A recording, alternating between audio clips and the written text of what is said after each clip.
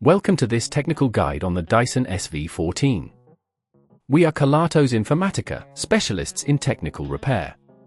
We collect your device from your doorstep, carry out a free diagnosis, and send you a quote before any repair. No phone calls, no trips to the shop. We are based at Calle Joaquín María López 26, Madrid. Convenient, transparent and professional. Link in the description.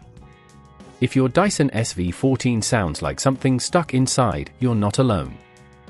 This issue often arises due to debris or blockages within the vacuum cleaner.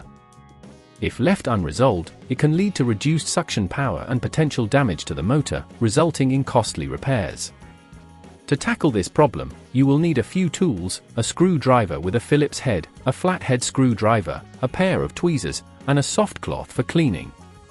First, ensure your Dyson is unplugged and lay it down on a flat surface. Start by using the Phillips screwdriver to remove the screws located on the base of the vacuum cleaner. Gently lift the cover to expose the internal components. Be careful while doing this, as you don't want to damage any clips or connectors. Once the cover is off, locate the blockage, which is usually found near the filter or the dust canister. If you see any debris, carefully use the tweezers to pull it out. It's essential to make sure there are no small bits left behind, as these can cause further issues. If you notice a damaged component, such as a broken riel or casing, it will need to be replaced.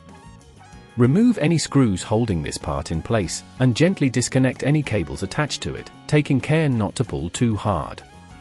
If at this point you feel it's getting too tricky, remember that at Kelatos we collect your device from your door and return it fully repaired. Once you have successfully replaced the faulty component, carefully reattach any cables and secure the screws back into place. Finally, put the cover back on, ensuring that all clips are properly aligned and secured. Before testing your Dyson, give it a quick wipe down with the cloth to keep it looking its best.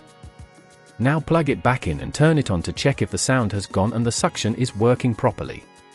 To prevent this issue from recurring, regularly clean the filter and empty the dust canister after each use.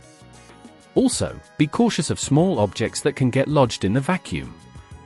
If you'd rather not risk damaging your device, at Kelatos we collect, repair and deliver back to your door anywhere in the UK. Link in the description.